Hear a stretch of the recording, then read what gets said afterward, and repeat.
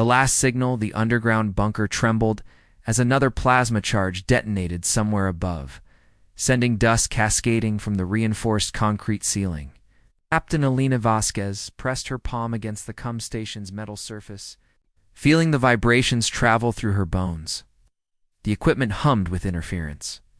But she'd learned to read the subtle variations in the static, learned to find hope in the spaces between the noise. "Anything?" asked Marcus Webb, his voice hoarse from breathing recycled air for 3 months. The communications officer's uniform hung loose on his frame, testament to their dwindling rations. Lena adjusted the frequency dial with practiced precision, still scanning the deep channels. If Earth sent anything, it'll be buried under layers of encryption.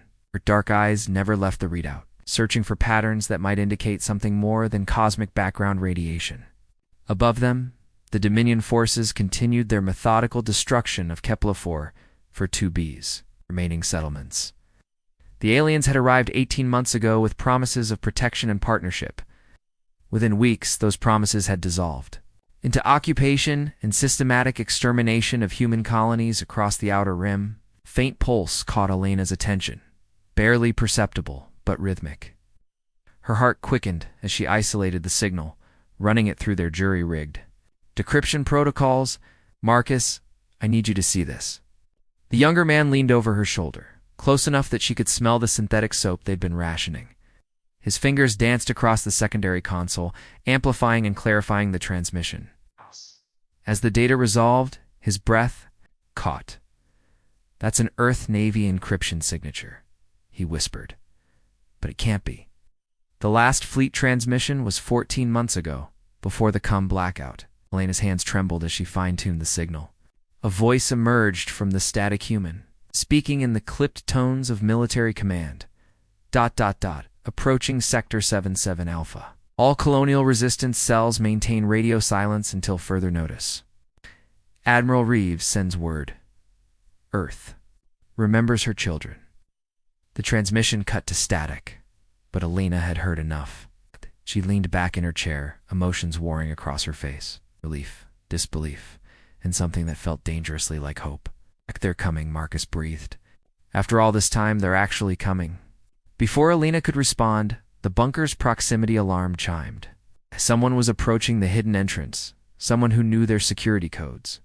She grabbed her sidearm and moved toward the main corridor, Marcus close behind. "I'll leave the airlock." Cycled open with a pneumatic hiss, revealing a figure in weather-beaten clothing carrying a heavy pack. As he pulled back his hood, Elena found herself looking at features that were almost human, but not quite elongated ears. Silver-flecked skin that seemed to shimmer in the artificial light, and eyes like polished amber. "Nix Korath," she said. Lowering her weapon, "You're 3 days late." The alien smuggler grinned, revealing teeth just slightly too sharp to be human. Dominion patrol ships have been thick as plague mites in the outer system. Had to take the long way around. His accent carried musical undertones, common among the Zephyrian species. "But I brought what you asked for." He hefted the pack, setting it down with a metallic clink. Inside were medical supplies, power cells, and most importantly, military-grade communication equipment. Elena had been trading salvaged Dominion tech to Nix for months, building trust with one of the few aliens willing to help human survivors. "This should boost your signal range by at least 40%, Nix said, unpacking a compact transmitter array.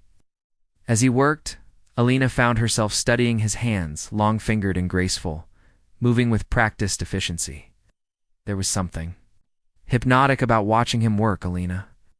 Marcus's voice startled her from her observations. "Should we tell him about the transmission?" She hesitated. Trust was a luxury they couldn't afford, even with Nix. But as she looked into those amber eyes, something inside her made the decision. Earth is coming. "We picked up a fleet transmission 20 minutes ago." Nix's hand stilled on the equipment. "How long do you have?" "Unknown. Could be days, could be weeks." Elena moved closer, drawn by the intensity of his gaze. "And why?" "Because the Dominion is planning something big. I've been tracking supply movements for the past month. Fusion charges, atmospheric processors, orbital bombardment platforms." His voice carried a weight of concern that seemed genuine. They're not planning to occupy this world much longer. They're planning to sterilize it. The words hit Alina like a physical blow. She'd known the Dominion was ruthless, but complete. Planetary destruction was beyond even their usual cruelty. How long do we have, based on the supply timeline? Maybe 2 weeks before they have everything in position? Nick stood, moving close enough that she could feel warmth radiating from his skin. Your people need to know. They need to be ready. To evacuate when your fleet arrives. Lena nodded, then made a decision that surprised even her. She reached out and touched Nix's arm, feeling the alien warmth of his skin through the thin fabric of his shirt. Stay tonight. Help us set up the new equipment. In the morning you can help us contact the other resistance cells. Something flickered in Nix's amber-eyed surprise, gratitude, and something else that made Elena's pulse quicken. I was hoping you'd ask. As Marcus began connecting the new transmitter to their existing array, Elena led Nix toward the small alcove that served as her private quarters. The attraction between them had been building for months, carefully hidden beneath layers of professional necessity. But with Earth's fleet approaching and the Dominion planning genocide, the luxury of patience seemed suddenly foolish. Lena, Nix said softly as they reached her doorway. When this is over, when your people are safe, what happens to us? She turned to face him, seeing vulnerability beneath his confident exterior. I don't know, she admitted. But I know I want there. To be an us, to figure out. His smile was like sunrise breaking through storm clouds. As the bunker settled into the quiet rhythms of night watch, Alina made her choice. Tomorrow would bring impossible decisions and desperate plans. Tonight, she would hold on to hope and the warmth of someone who'd chosen to stand with humanity when the rest of the galaxy had turned away. Unlikely Alliance's Admiral Jonas Reeves stood before the massive viewport of the S Valiant, watching the distant star that held Kepler 44b grow larger with each passing hour.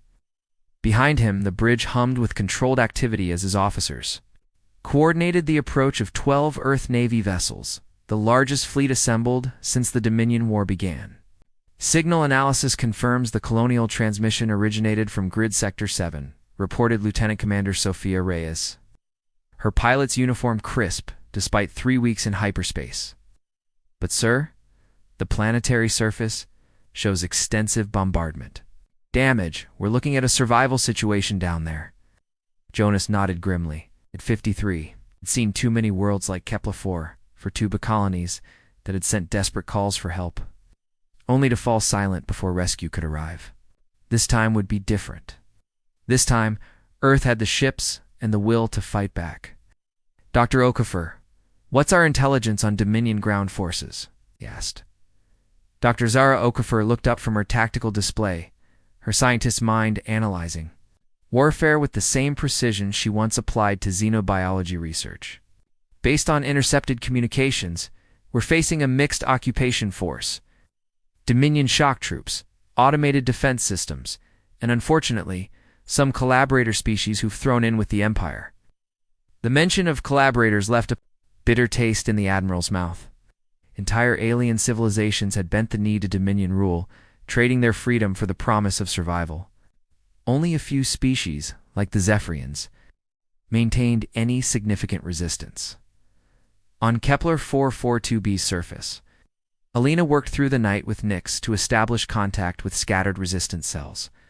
The new equipment he'd brought allowed them to punch through Dominion jamming, revealing a network of survivors they hadn't known existed. Outpost Delta reports 47 civilians, including 12 children, Marcus announced from his station. But they're running low on water purification tablets. Lena marked the location on her tactical map. What about the mining station in Sector 12? No response yet, but ... What? Marcus paused, adjusting his headset. Wait, I'm getting something. It's weak, but... Captain, it's not human. The voice that emerged from the static spoke accented standard, with the precise diction of someone for whom it wasn't a native language. This is Pilot Kes Thalen, formerly of Dominion Squadron 77. My ship is down, I am wounded, and I request sanctuary. Alina and Nix exchanged glances. Nix's expression was unreadable, but she caught the tension in his shoulders. Castellan, he said quietly. I know that name. She was a squadron leader during the Proxima attacks. Then she's responsible for thousands of deaths, Alina replied, her hand moving to her weapon. Maybe. Or maybe she's exactly what we need. Right now, Nyx moved to the communication console. Kes, this is Nyx Korath. What's your situation? A pause then. Nyx. By the 7 moons. I thought you were dead. The voice carried relief and something that might have been shame. My fighter. Took damage during a reconnaissance run. I've been questioning orders for months. When I saw what they were planning for this world, I couldn't. What are they planning? Alina interrupted. Complete atmospheric incineration in 13 days. Every living thing on the surface will burn. Kess's voice was barely a whisper. Have detailed schematics of their weapons platforms. But first, I need medical attention. I'm losing blood fast. Alina made a command decision. Marcus triangulate her position. Nyx, you're with me. As they prepared to leave the bunker, Nyx caught Elena's arm. This could be a trap. Kess was a believer once, utterly devoted to Dominion. Doctrine. People can change, Alina said, studying his face. You did. Something flickered in Nyx's amber eyes. Oh, that's different. I was never a true believer, just someone trying to survive. KES's she-led bombing runs against civilian targets. Alina moved closer, close enough to see the concern etched in his features. Then we go carefully. But if she has intelligence, that can save lives. We have to try. The journey to Kess's crash site took them through terrain scarred by months of warfare. Burnt forests gave way to cratered wasteland, and more than once they had to take cover as Dominion patrol craft swept. Overhead, Alina found herself acutely aware of Nyx beside Hertha, where he moved through the dangerous landscape with fluid grace. Those alien senses picked up threats before her purely human awareness registered them.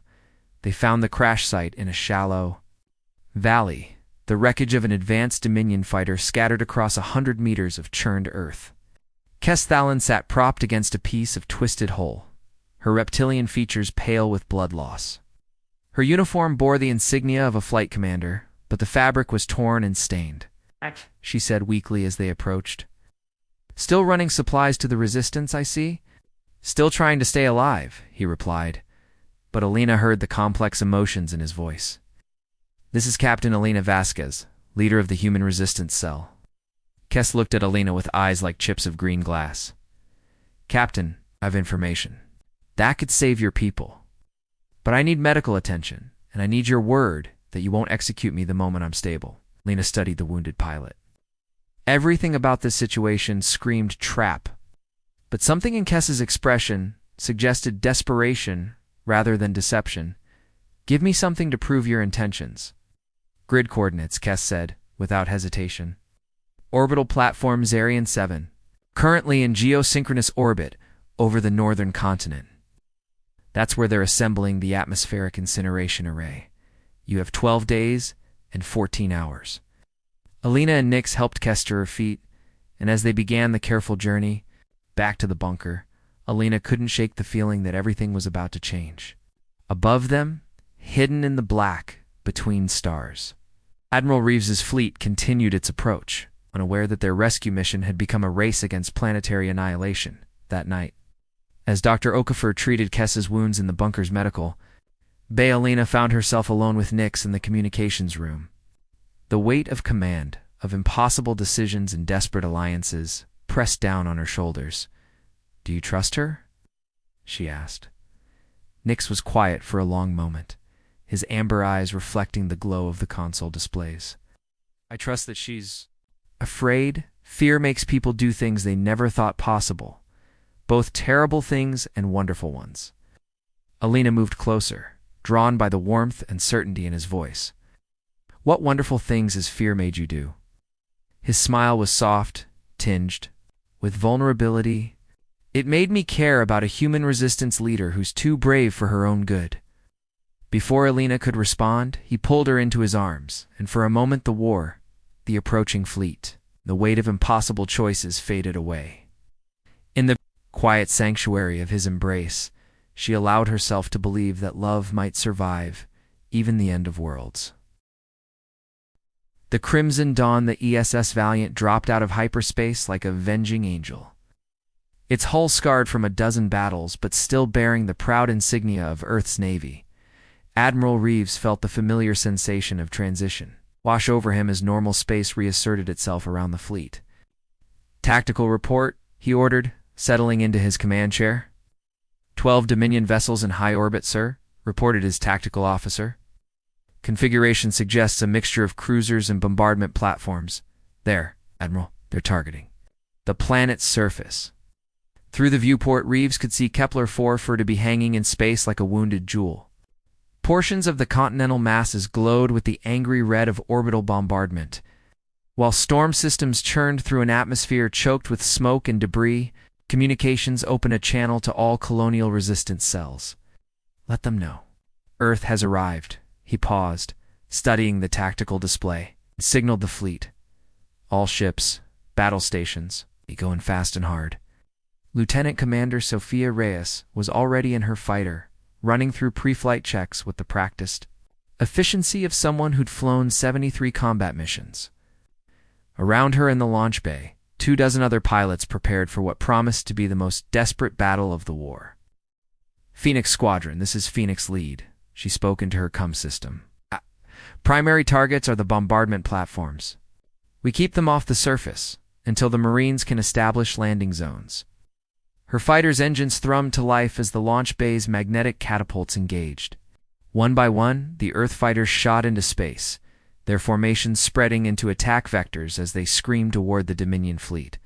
On the planet's surface, Lena watched the sky through the bunker's observation periscope as streaks of light began to appear, first a few, then dozens, as the space battle erupted in the orbital zone. Beside her, Kes Thalen studied the tactical display with the eye of a professional pilot. "Your Admiral Reeves is good," Kes admitted. "He's using the planet's gravity well to mask his approach vectors. The Dominion fleet is having trouble getting a clean lock on his ships." But Alina sensed there was more. But they're not trying to win a space battle. They're buying time to complete the atmospheric burn protocol. Kes pointed to a series of readings on the display. "See these energy signatures? They're charging the incineration array. Your people have maybe 6 hours before this entire world becomes uninhabitable." Alina felt ice form in her stomach. 6 hours to coordinate a planetary evacuation, even with Earth's fleet overhead, would be impossible. Is there another way? The control station is in the northern industrial complex about 40 kilometers from here. If someone could get inside and shut down the array manually. Kes trailed off. Nix looked up from where he'd been monitoring resistance communications. "That's a suicide mission. The complex is heavily fortified and it's right in the middle of the Dominion's main base." "Maybe," Alina said quietly. But it's the only chance we have." As if summoned by her words, Marcus burst into the room. "Captain, we're getting a transmission from the Earth fleet. They're requesting tactical data on Dominion ground positions." Lena moved to the communications. Console, her mind racing.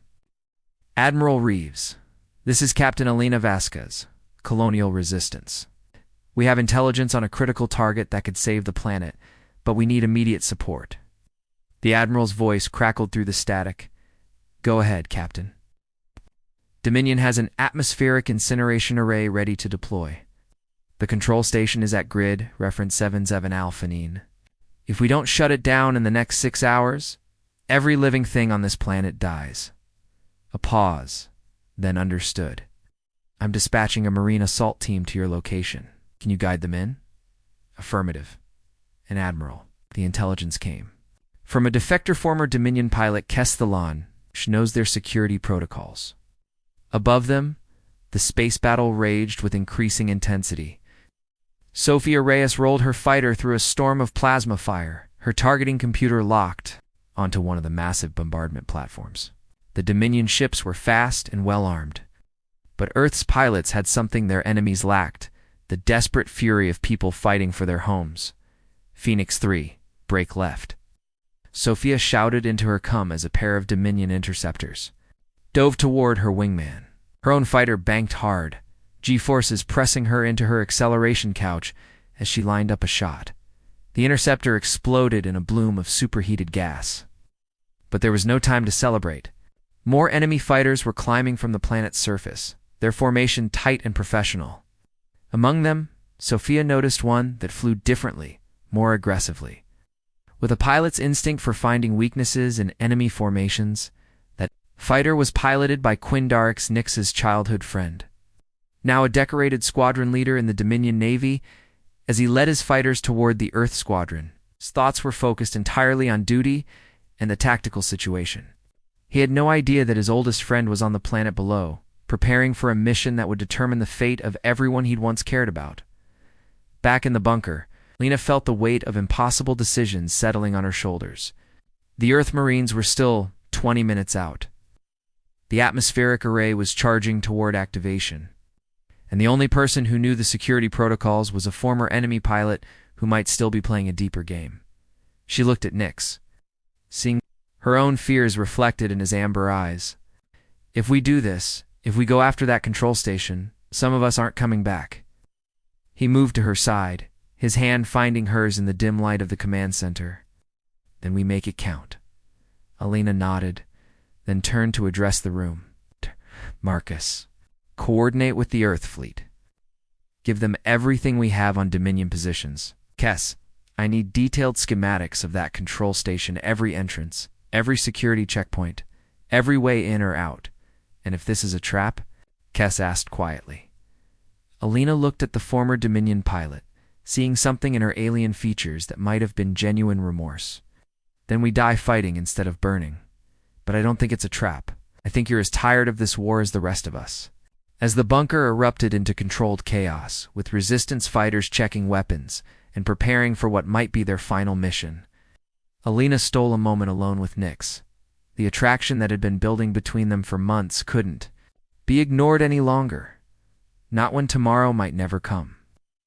After this is over, she said, touching his face gently, I want to see what peace looks like. Together, he asked, hope and fear warring in his voice. Together, she confirmed, and sealed the promise with a kiss that tasted of desperation and hope in equal measure.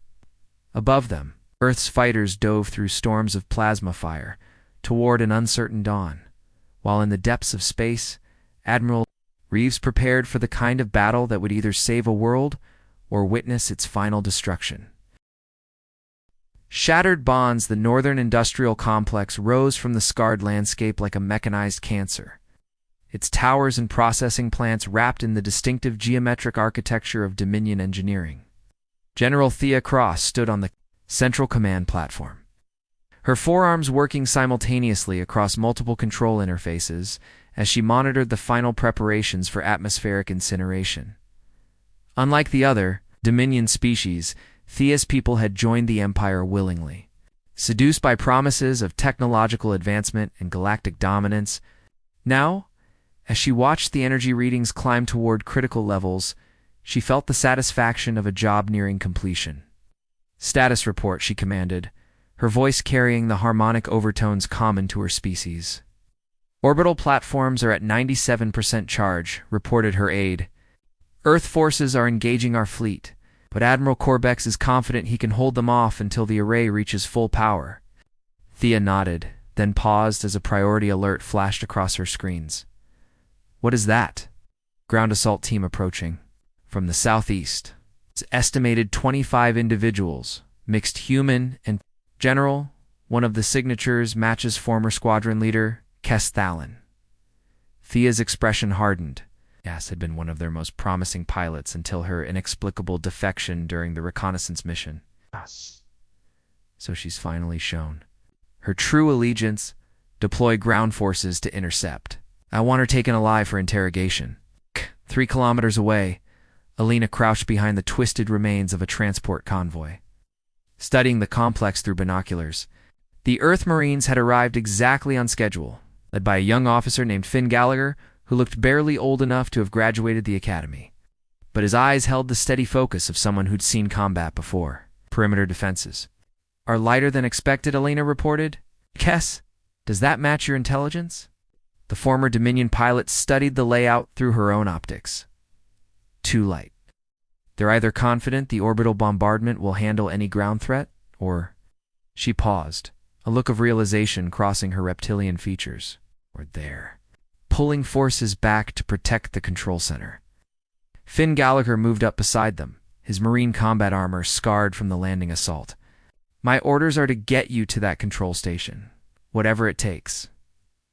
But ma'am, with respect, my people aren't expendable. Lena appreciated his directness. Neither are mine, Lieutenant. But if we don't shut down that array, everyone on this planet dies anyway. As they prepared to move out, Nix appeared at Elena's side. She'd tried to convince him to stay with the support team. But his knowledge of alien technology and his personal stake in the mission made him invaluable. Thermal imaging shows patrol patterns every 12 minutes, he reported. If we time it right, we can get within 50 meters of the main entrance before they spot us. The assault team moved through the industrial wasteland with practiced silence. Elena's resistance fighters working alongside Earth's Marines in a coordination born of desperate necessity. They'd made it halfway to the complex when the sky above them erupted in fire in orbit. The space battle had reached a crescendo of violence. Sofia Reyes led her fighter squadron in a desperate attack on the bombardment platforms, her Phoenix fighters weaving through storms of defensive fire. But the Dominion had committed their reserves. And among the enemy interceptors climbing to meet them was a formation, led by Quinn Derricks. Quinn's fighter was a masterpiece of Dominion engineering, fast, deadly, and equipped with targeting systems that gave him an edge over the older Earth designs. As he closed on the lead Phoenix fighter, he felt the familiar calm of combat settle over his mind. The pilot in his sights was good, very good. She anticipated his moves, rolled away from his, targeting solutions, and even managed to get a few shots of her own on target.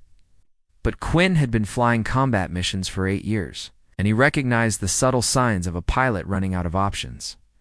Sophia's fighter shuddered as plasma bursts scorched her hull. Her targeting computer was damaged, her port engine was running hot, and the Dominion pilot on her tail was too skilled to shake with conventional maneuvers.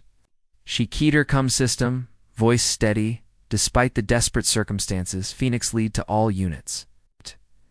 I'm going to try something stupid. If it doesn't work, continue the mission without me.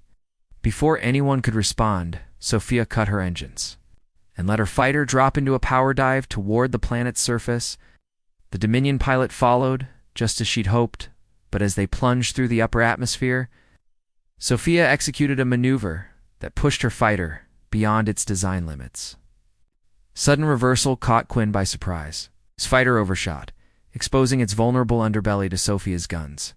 Her shots found their target, and Quinn's interceptor began to spiral out of control, trailing fire and debris as it fell toward the planet below. On the ground, Elena's assault team had reached the complex's outer perimeter when the damaged Dominion fighter crashed into the industrial sector, sending a pillar of flame and smoke into the sky. The explosion provided the perfect distraction, and they slipped through the security cordon as Dominion forces rushed to investigate the crash. Inside the complex, Lena found herself in a maze of corridors and processing chambers, following Kess's lead as they navigated toward the control center. The former Dominion pilot moved with confidence, her knowledge of the facility's layout proving invaluable. But as they rounded a corner, they found their path blocked by a squad of Dominion soldiers led by an officer Alina recognized from intelligence briefings, General Thea Cross herself.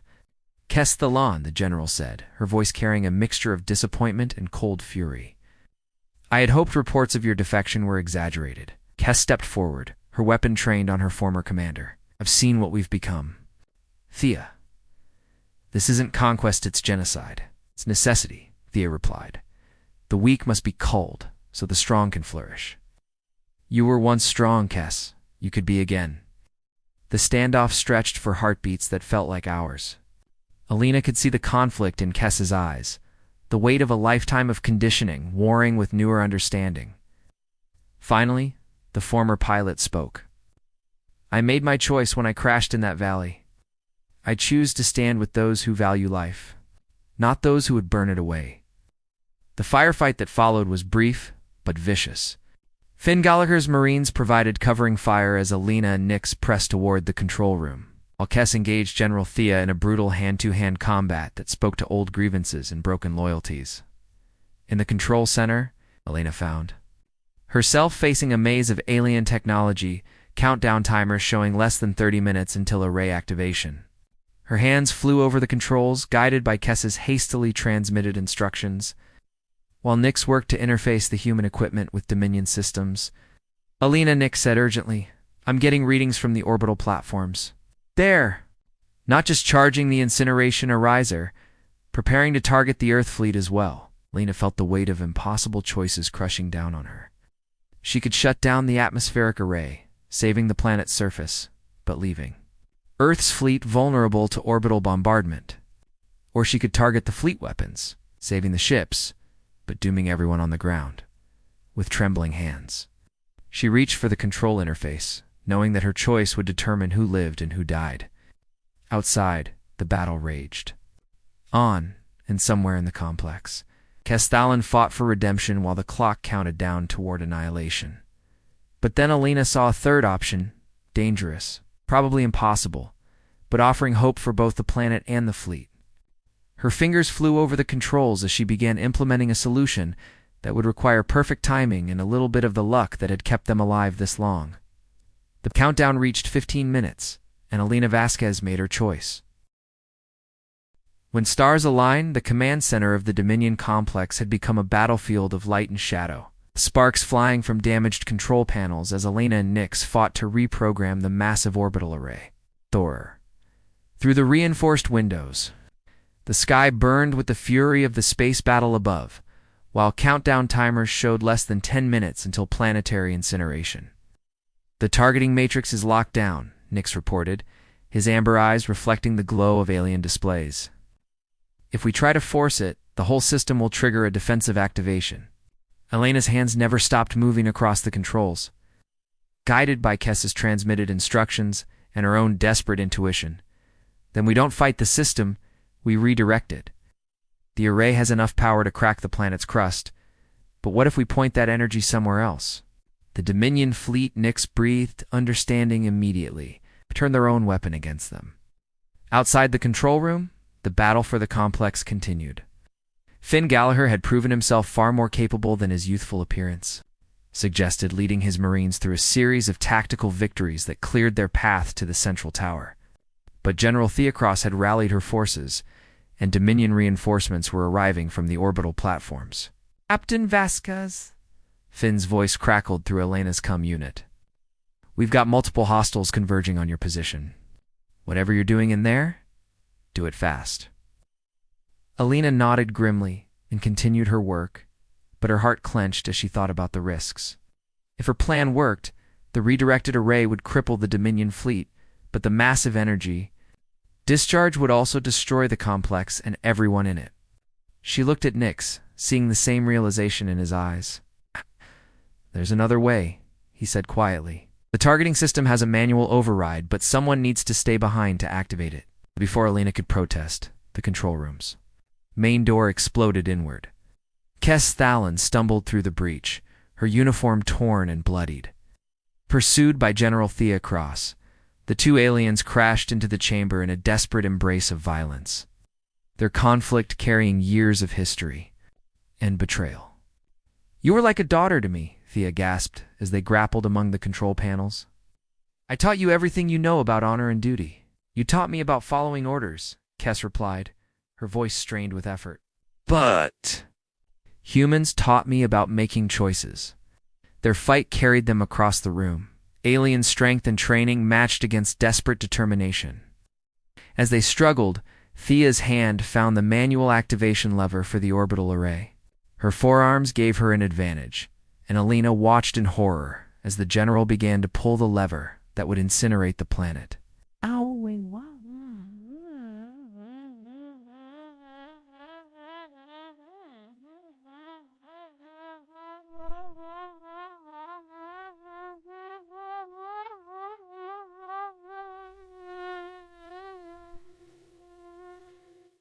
Without thinking, Alina drew her sidearm and fired. The shot took Thea in the shoulder, spinning her away. from the controls, but the general's hand had already begun the activation sequence. Warning klaxons wailed as the orbital platforms began their final targeting lock. Alina Nix's shout made her turn. Through the windows, she could see a damaged Dominion fighter spiraling toward the complex, its pilot either dead or unconscious. The fighter's trajectory would take it directly into the control tower in less than 2 minutes. The manual override, Alina said, understanding the opportunity. If someone can activate it just as that fighter hits the tower, the explosion might mask the redirection long enough to retarget the array. Kess looked up from where she knelt beside the wounded General Thea. I'll do it. This is my fault, my people, my war. Let me end it. No, Alina said firmly. You've done enough. This is my world, my people. She moved to the manual override station, her hands steady despite the chaos around them. Nix, can you get the targeting coordinates to Admiral Reeves? Already on it? He replied, his fingers flying over the communication controls. Hey, but Alina, if you stay here, ... I know. She turned to face him, memorizing his features in the flickering light of the damaged control room. But someone needs to make sure the timing is perfect. And I need you to get Kess out of here. She's the only one who knows how to prevent the Dominion from building another array. Nix moved toward her, his amber eyes reflecting pain and desperate love. There has to be another way. Alina smiled, touched by his refusal to accept the inevitable. Maybe there is. Maybe I can activate the override and still make it out before the crash. But if I can't? She pulled him close, kissing him with the intensity of someone saying, Goodbye. Tell the Earth's fleet that the colonies never gave up hope. In orbit, Admiral Reeves received the targeting data just as his fleet reached the breaking point. The Dominion bombardment platforms had begun their final firing sequence, energy readings climbing toward levels that would make the planet uninhabitable. Alina's plan offered a desperate chance. All ships, new targeting priority, he commanded. Concentrate fire on the orbital platforms, but wait for my signal. We're about to get some help from the ground. Sophia Reyes, her fighter now part of the fleet's combat air patrol after her narrow escape from Quindarix, watched the tactical displays with professional interest. The plan was audacious. He used the Dominion's own weapon against them while the Earth fleet provided targeting support. If it worked, it would be remembered as one of the most brilliant tactical victories in human history. If it failed, there would be no one left to remember anything. On the planet's surface, Alina stood alone in the control center as the damaged Dominion fighter grew larger in the windows. Nix had reluctantly retreated with Kess and the wounded general, leaving Alina to face the final moments of the battle. Her hand rested on the manual override, ready to activate the redirection just as the fighter impacted the tower. Through her unit, she could hear reports from across the complex. Finn Gallagher's Marines were fighting a running battle toward the evacuation point, while resistance fighters provided covering fire. In the sky above, Earth's fleet prepared for the coordinated strike that would either save the planet or witness its destruction. Alina Nix's voice crackled through the static. We're clear of the blast zone. Admiral Reeves is standing by for your signal. Alina looked out at the approaching fighter, calculating distance and trajectory. The timing would have to be perfect too early, and the Dominion would have time to counter her redirection. Too late, and the explosion would destroy the controls before she could complete the sequence. Alina? Nix's voice held barely controlled desperation. Alina, respond. She keyed her come one final time. Tell Admiral Reeves ... now. Alina's hand slammed down on the manual override just as the fighter crashed into the control tower. The explosion rocked the entire complex, sending shockwaves through the ground and hurling debris across the industrial sector. But in the microseconds between activation and destruction, the orbital array's targeting matrix shifted. Instead of focusing on the planet's surface, the massive energy discharge lanced upward into space, striking the Dominion bombardment platforms with the force of a stellar flare. One by one, the enemy vessels vanished in blooms of superheated gas, their threat to the planet eliminated in a cascade of destruction. Admiral Reeves watched from the bridge of the Valiant as the enemy fleet died, his tactical displays showing impossible energy readings from the planet's surface. All ships, move in for search and rescue operations. I want every survivor found and evacuated. The rescue operation continued for hours, with Earth Marines and naval personnel scouring the ruins of the complex for survivors. They found Finn Gallagher and his team in a reinforced bunker, battered but alive. Castellan was discovered in the debris of the control tower, unconscious but breathing, her knowledge of Dominion technology now invaluable to the human resistance. But Elena Vasquez was nowhere to be found. Nick searched the ruins with desperate intensity, his alien senses pushing beyond human limitations as he hunted for any sign of the woman who had become the center of his universe. For 3 days he searched, ignoring exhaustion and the pleas of his friends to rest. On the 4th day, as Earth's engineers worked to restore power to the colonial settlements, Nix found her in the deepest level of the complex's emergency bunkers. Alina was unconscious, trapped beneath fallen debris, but protected by the bunker's reinforced construction. Her pulse was weak, her breathing shallow, but she was alive. "Alina," he whispered, cradling her in his arms as the rescue team worked to free her from the rubble. "I've got you. You're safe." Her eyes fluttered open, amber meeting amber in the dim light of the rescue lamps. "Did it work?" she asked weakly. "It worked," Nix confirmed, his voice thick with emotion. "The planet is safe. The Dominion fleet is destroyed. You saved everyone." Elena smiled, her hand finding his cheek. "We saved everyone, all of us together." 3 months later, Lena stood on the observation deck of the newly constructed orbital station above Kepler 44 to be watching as the first ships of the combined human-alien resistance fleet prepared for departure. The war against the Dominion Empire was far from over, but the victory at Kepler 44 to be had provided something invaluable: hope. Nix joined her at the viewport, his presence a comfort that had become essential to her daily existence. Their relationship had deepened during the reconstruction, growing from desperate attraction into something deeper and more enduring. "The fleet's ready to depart," he reported,